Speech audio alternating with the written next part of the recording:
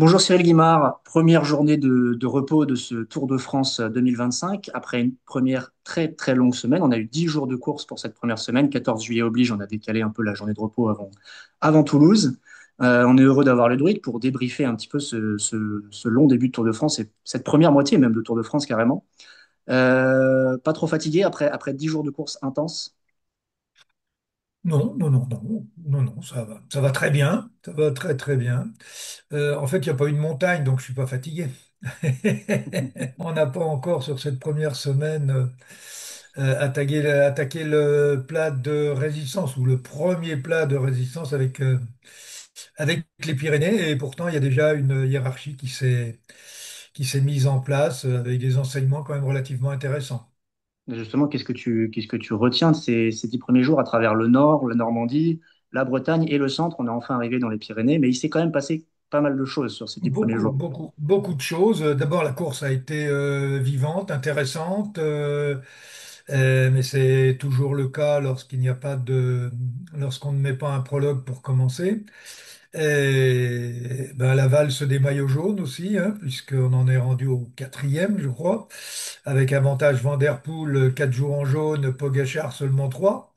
Les choses risquent de s'inverser d'ailleurs. Non, on a vraiment eu une course qui a bougé, atypique. Quand on voit l'échappée de Van Der Poel avec Richcart, où il se fait rejoindre à 700 mètres de la ligne d'arrivée. Des trucs fous, oui, on peut dire des trucs fous. Benili, un autre fou de ce Tour de France, de ce peloton.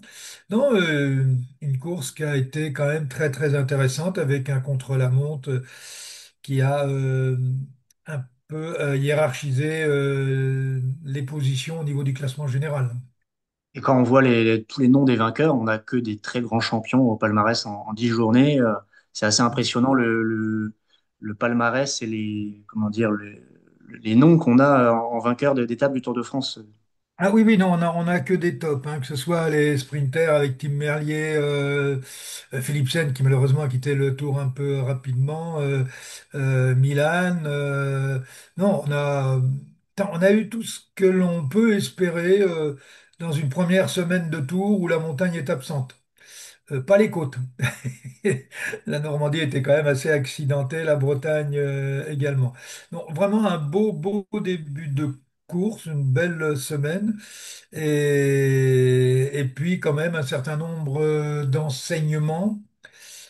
Parmi les enseignements qui me paraissent les plus importants, c'est la façon de courir de Pogachar. Pogachar qui a dû acheter un paquet de bonbons de sagesse et qui maîtrise la course, mais qui la maîtrise bien, intelligemment, qui fait les efforts au moment où il faut les faire, c'est-à-dire que pratiquement il n'en a pas fait depuis le départ, en dehors du contre-la-montre, mais là tout le monde est à égalité.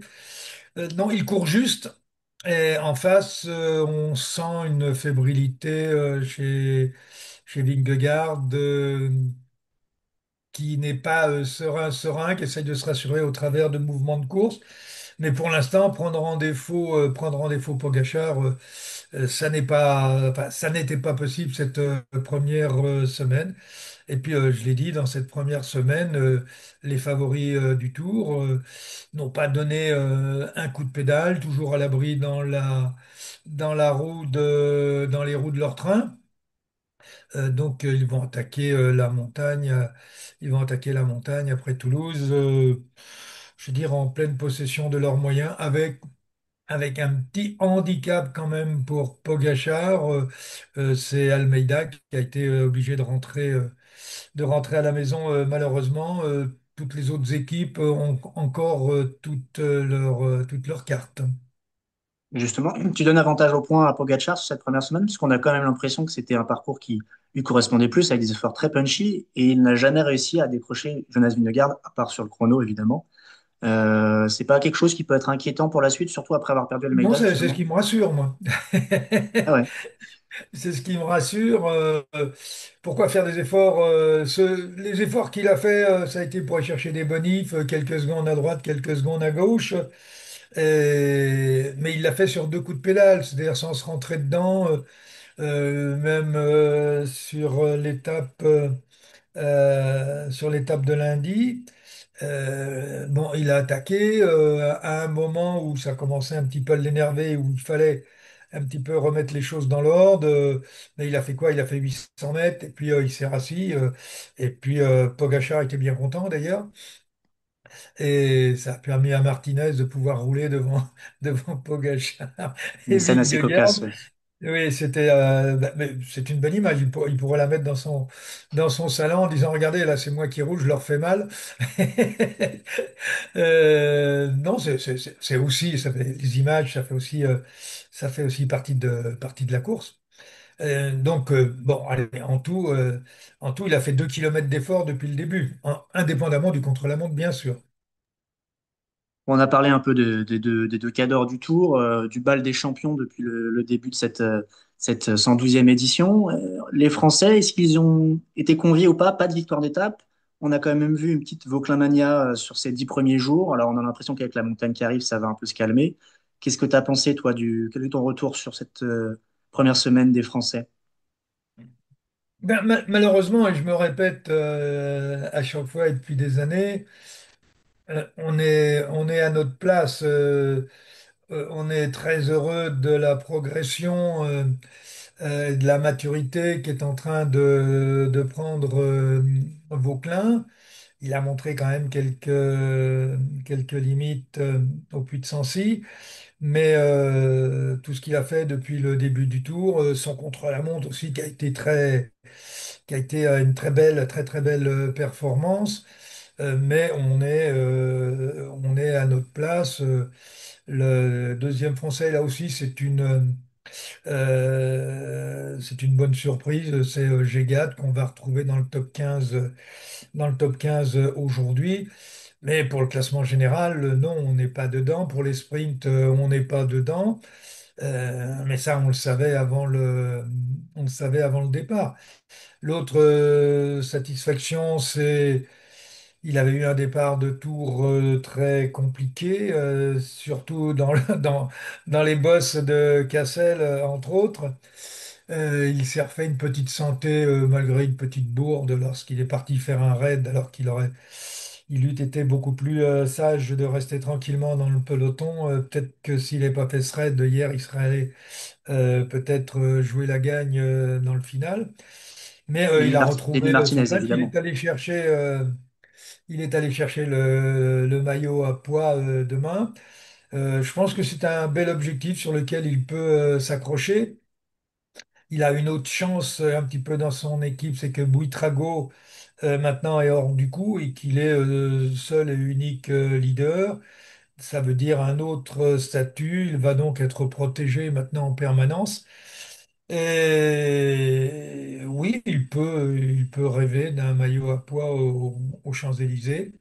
Maintenant, il y a ces 4 ou 5 arrivées au sommet. Il faudra quand même aller prendre des points dans ces arrivées parce qu'on retrouvera vraisemblablement le podium du Tour dans ces arrivées, bien sûr, plus le contre-la-montre qui est aussi en côte. Donc, ça va être difficile, mais s'il court bien, on va dire si Pogacar se bat pas pour aller chercher tous les maillots, s'il les veut, il ira les chercher.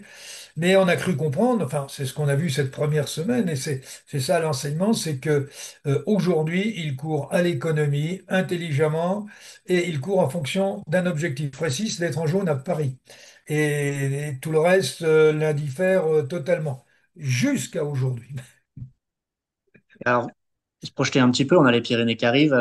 Tu vois quoi comme scénario? Le Tour écrasé par Pogačar à Hautacam et dans le contre-la-montre, ou alors une belle bataille à Vingegaard et tout se jouera dans les Alpes? Alors, je pense que nous allons avoir Pogacar un petit peu contre tout le monde. On parle de Vingegaard. Jorgensen est quand même quelqu'un sur lequel il faut garder les yeux grands ouverts parce que qui dit qu'il n'est pas plus fort que Vingegaard. Ils ont quand même deux cartes qui sont plus que très intéressantes. Est-ce qu'il faut retirer Roglic et Lipovic du classement? c'est peut-être difficile de le dire aujourd'hui, d'autant que la haute montagne change souvent les rapports de force. Mais je pense que s'il continue à courir comme il court, Pogačar en défense et non pas en attaque, l'attaque elle viendra toute seule, naturellement. Une chose est certaine, il faut pas qu'il ait un jour sans. Donc pour pas avoir un jour sans, il faut qu'il court à l'économie tous les jours. Et c'est ce qu'il a l'air pour l'instant de faire, en tout cas, c'est ce que tu nous dis. Bon, la prochaine journée de repos va arriver très vite. On va avoir que 4, 5 jours de course jusqu'ici. Est-ce qu'un Français, est-ce que le compteur de victoire des Français sera débloqué jusqu'à lundi prochain? Si on laisse partir des coups de loin, avec des Français étant quand même de bons, voire de très bons grimpeurs, car les punchers ne sont pas là, éventuellement à Carcassonne, mais de victoire française à la pédale, non, ça se saurait. Sur des échappées au long cours, c'est possible, mais ce sera en annexe de la vraie course. Mais qui? Ah, on pense évidemment à Lenny Martinez ou à peut-être Jordan Et là, Jugard. avec le maillot à poids tel qu'il l'a là, Hmm. c'est peut-être pas évident, quoi, hein. Va peut- D'autant que Ben va pas garder le maillot trop longtemps, mais le maillot à poids, ça peut l'intéresser aussi. Et il marche pas mal, hein, le petit Irlandais. T'en penses quoi justement de Ben Illy? On sait que c'est un baroudeur hors pair. Après, il a tendance à avoir des variations de niveau parfois assez importantes, mais là, sur ce Tour de France, Il a il est à, surtout il est à un des niveau presque variations fantastique. de comportement au niveau de la course, mais ça fait partie du folklore. Il n'a pas une sensibilité extraordinaire de la course, enfin du sens de la course, mais il a quand même des chevaux et puis on l'a vu arriver déjà des juniors, hein. Et c'est sûr que si il avait le sens de la course aiguisé, il pourrait aujourd'hui avoir un autre palmarès. Mais c'est sa façon de courir, chacun a la sienne. On parlait de Van Der Poel tout à l'heure, on a vu Van Aert il y a quelques années aussi. Ils sont dans un autre registre, mais il en faut. Côté français, ben, je suis désolé. Là, c'est peut-être pas original, mais je vais me mouiller pour personne. C'est le pronostic qu'on retiendra pour ces 5 prochains jours. On espère en tout cas que tu te tromperas et qu'on aura célébré une ou plusieurs Ben, je victoires l'espère aussi, lundi hein. prochain. On aura le résultat dans quelques jours. En tout cas, merci Cyril pour ce débrief du Tour de France. Puis on se retrouve très vite pour la deuxième journée de repos. Ok, allez, bonne journée.